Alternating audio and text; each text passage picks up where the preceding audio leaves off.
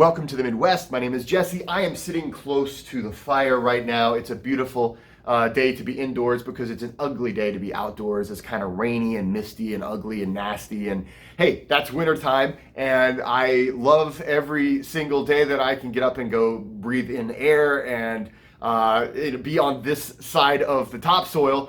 But there are some days that indoors feels a lot more fun than others. So I am indoors and I am next to the fire. And this reminds me of a question that I recently got. And this is basically this. Dear Jesse, I am just starting to get into Wim Hof method and I'm really excited about being in the cold. How do you avoid frostbite on your feet when you walk in the cold? Okay, so this is a question that, first of all, if you're really interested in this, like a step-by-step how to do things in the cold, how to go from your first cold shower all the way to walking barefoot in the snow, take a look at the link below. I do have a guide that I've written. It's an ebook, and it's something that I'm actually currently turning into a full-size book. If you buy the ebook, you will get a free copy of the full-size book whenever it's released. And but even still, for now, it's an excellent guide to get you into all the steps, everything you need to know when it comes to cold training. But let's just talk real quick about this issue, because I have a lot of people ask me about this early on, especially because, hey, frostbite is a real concern. It's a real thing. And if you've ever known anyone that has had frostbite, it is really scary because oftentimes you don't realize that you're getting frostbite until it's too late, and you can have to have surgery, and it's really painful. And yeah, it's not a great thing. So we want to try to avoid it. The best tip the best general tip I can give you, apart from the ebook, is this. We go slow. We don't go fast. We don't say, hey, awesome. I just did my first cold shower. Now I'm going to go walk a mile in bare feet in the snow. That's ridiculous. I mean, even just listening to that, you can hear how ridiculous that sounds. So don't expect yourself to have overnight responses like that. Your body is this amazing thing, and it's built to handle stressors. So whenever we stress the body just right, not too little, not too much, but we give it enough stress, when we give ourselves the right amount of stress, we induce what's called a hormetic response. And when we do that, we become stronger.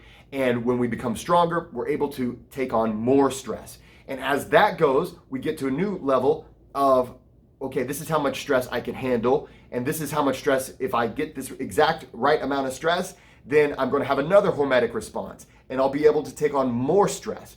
And that's how we progress. If you think about going to the gym, it's very similar. The first day you go into the gym, you're not going to max out at 315 on the bench, right? I hope not. Please don't. So you go in there and maybe you're just pushing maybe 20, 30 pounds. And that's fine. That's okay. And you're like, yeah, but so-and-so's over there and he's maxing out and I'm maxing out at such a low number. And I thought I was capable of this because I have all these capabilities because I'm a human being and all these. Yes, you're capable of it, but you have to be patient. You have to understand that the human body takes a little bit of time. Physiology works in its own pace. We can give it a nudge. We can encourage it, but your body will take as long as your body takes. So you got to be patient. So whenever you're outside and you're wanting to do like a barefoot walk in the cold, just a few steps. Just take a few steps. See how far you can go, and don't push yourself to the point of being in agony. That's how people get frostbite.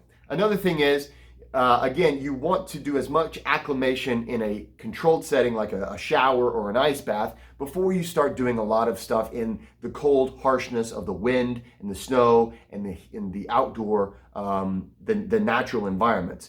We always want to be mindful of the fact that we need to stay in somewhat of a controlled environment because we don't want to put ourselves in a situation where we have injuries. So again, these are all things that I cover in my ebook, A Practical Guide to Cold Training. Take a look at the link below. If you want to find out a little bit more, all the details are in there. And any updates that I do, there will be a code at the end of that book that will allow you to get a free copy of any updated version of that book. So guys, I hope that helps. go easy with it, and go out there and please like and subscribe, and make sure whenever you go out there, you're being nice to people. Don't get frostbite. That's just a bad idea.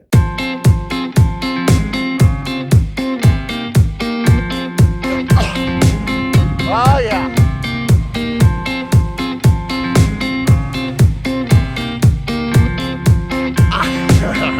Okay. Pretty sweet snow angel.